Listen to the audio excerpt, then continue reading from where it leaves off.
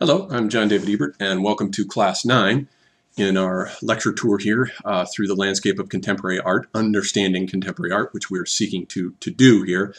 Now, to recap briefly, what we had seen with the history of Western art was the movement from perspectival art, in which we had a single point of view created by a single observer with a perspectival space, and everything in that space subject to that one point of view, to with modernism, and that begins with the Impressionists, the collapse of perspectival space into multiple spaces, multiple temporalities that begin to break free into worlds of their own.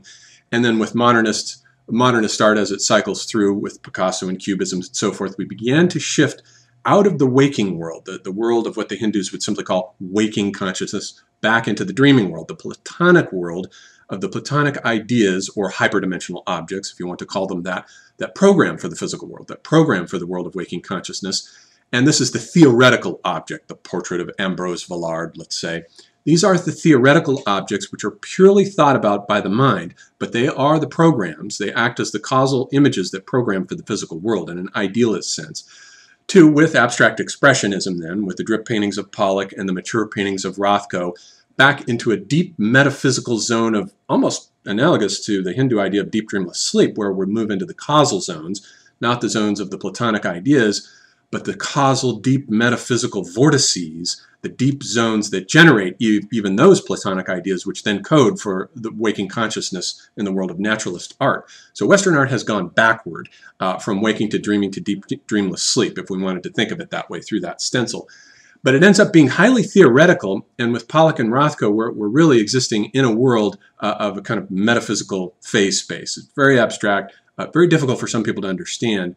But with pop art, what begins to happen now is a complete shift about the other way now. Arthur Danto famously regarded pop art as the death of art, and it was the death of art because with Andy Warhol's Brillo boxes, which we'll get to next time, with something like that, the Brillo box essentially effaces the distinction between the banal object, the commonplace thing, and the art object. And in collapsing and effacing that distinction, now we no longer have anything that's art on the one hand, and something that's not art on the other, because things that used to be considered not art can now be art. So there is no longer such a distinction between art and not art with pop art. So now for Arthur Danto, that was the death of art, or at least the end of art. It isn't the end of art, it's just a different way of practicing art. And what is happening with the pop artists is they bring our attention to the world of the capitalist consumer society now that is configuring all around us in a landscape of icons. And one of the things that they're drawing our attention to, as we'll see here with a quick flyby through some of this pop art, is that the pop art landscape, the landscape of the consumer capitalist mentality, is a landscape that has been configured for us by electric information overload. When you accelerate society to electronic speeds, what happens is that everything collapses, just as a light object does in Einsteinian space-time, collapses into two dimensions, and you begin to get the creation of this world of icons. One icon after the next.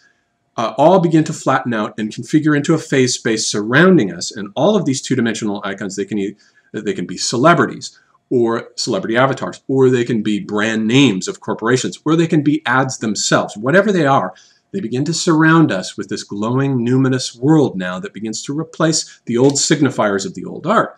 So what happens is that the semiotic vacancies that Mark Rothko had showed us in his later art, had shown us, where he showed the fate of the deconstruction of the signifieds, the iconotypes, the Madonna, the crucifixion. Those were deconstructed and they left semiotic vacancies behind, and Rothko was picturing that for us. But now the pop artists, in illuminating the contemporary landscape of consumer capitalists, are showing us what icons, what signifiers have now come to replace the numinous glow of those ancient transcendental signifieds of Christ and the Virgin Mary and so forth. As McLuhan said, anytime you take, even advertising does this. It doesn't even have to be a work of art. Advertising does the same exact thing that the pop artists are mirroring and reflecting in their art. Anytime you take an object from consumer capitalist banality, a Brillo box off the shelf, and you put it in an ad, whether it's a television ad or an ad in a magazine, doesn't matter, you automatically confer upon that object a kind of fetish quality, a numinous glow about it, almost a religious aura that makes it desirable. And also that religious aura, semi-pseudo-religious aura, begins to show that these are the signifiers that are replacing, that are filling the semiotic vacancies now that are replacing the world that has collapsed and been deconstructed with the death of the metaphysical age. So this is a grand art now of the post-metaphysical age, and this is the art that is being illuminated for us by pop art. So now what I want to do is to do a quick flyby of a few pop artists here. This is Robert Rauschenberg's, this first image is Robert Rauschenberg's Monogram from 1955, between 55 and 59. And what he has done here, one of the aspects about when a culture reaches an end phase is that it creates a kind of metaphysical junkyard out of its signifiers. The junkyard, or the midden heap is the British term, but the junkyard is the realm where all of the signifiers of the previous age that built the civilization and informed it and constructed it have now been collapsed and deconstructed, and they've fallen into this junkyard, this midden heap of disused cliches and archetypes and signifiers that now it is the job of the artist to go and raid. And Rauschenberg was an expert at this. He went to the junkyard of the Western tradition and he began fishing out these signifiers. And what happens is the junkyard forms because old archetypes have been scrapped by new technologies that have come along, scrapped the archetypes, rendered them into cliches, and the artist, who is a fisherman of forms, goes and pulls these cliches out. And simply by rubbing one cliche up against another, you create new archetypes as works of art. That is precisely what Rauschenberg has done here with his famous, probably his most famous work of art, Monogram, where he's fished out a rubber tire that becomes a signifier for the automobile industry and the entire industrial world that produced it. Here the goat has been fished out as the signifier for the old agrarian world of the farmer and the nomad and the herdsman. It could be read as an image of the industrial world rolling over that older world, or a hybrid of two different signifiers that now create something strange and new. And he's put it on top of a kind of Kurt Schwitters-like, his own sort of neo-Dadaist collage. And the collage artists of the Dada tradition were also doing something similar. They were already putting collages together out of signifiers that were put together in a patchwork from these collapsed midden heaps. And Rauschenberg is doing essentially the same thing here.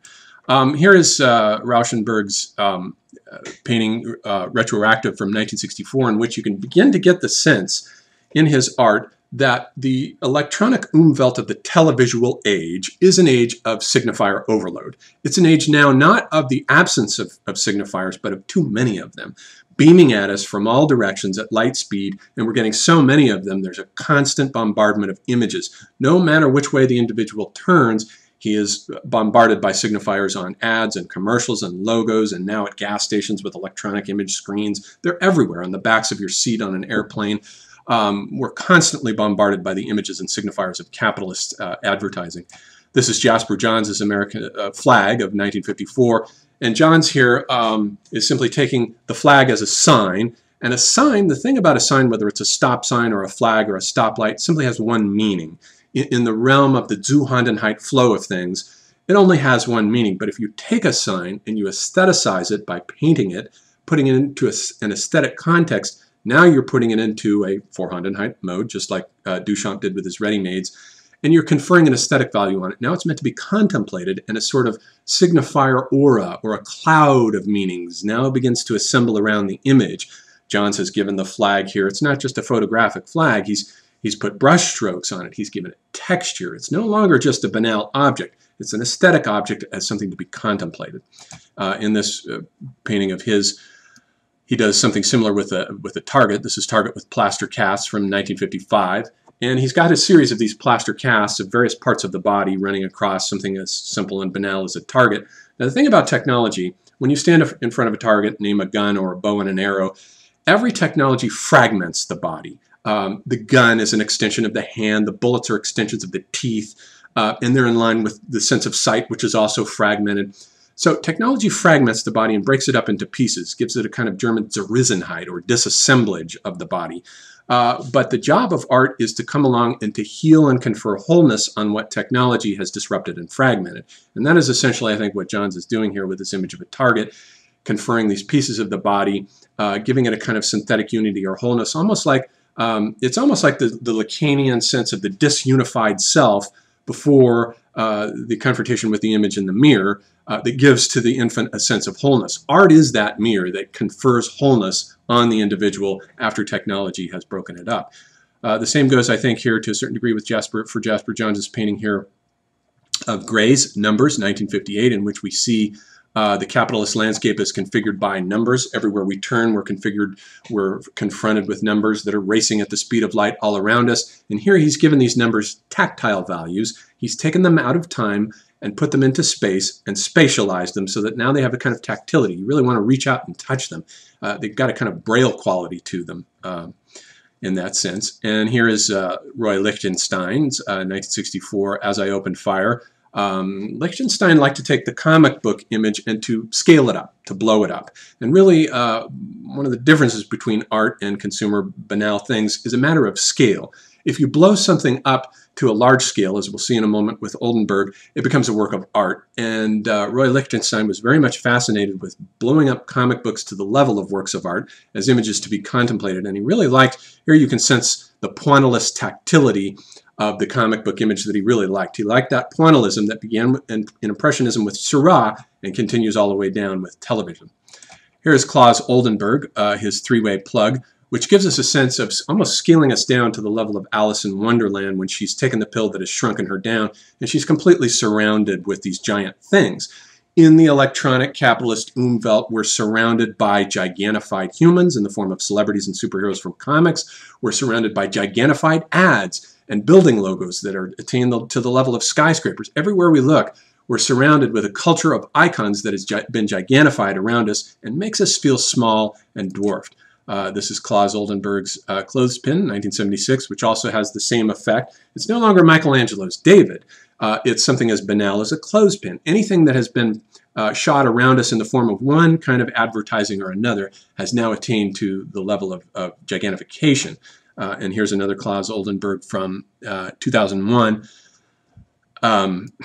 And I think we'll end here with this image of Jeff Koons, which gives us a sense of Jeff Koons is in direct descent from Claes Oldenburg. He is a direct offshoot of the kinds of kitsch and sentimentality, but also the cult of the celebrity that has opened up in the world of pop art. And so that gives us a quick flyby tour of pop art. And next we'll begin to look at some of the works of these artists in more detail.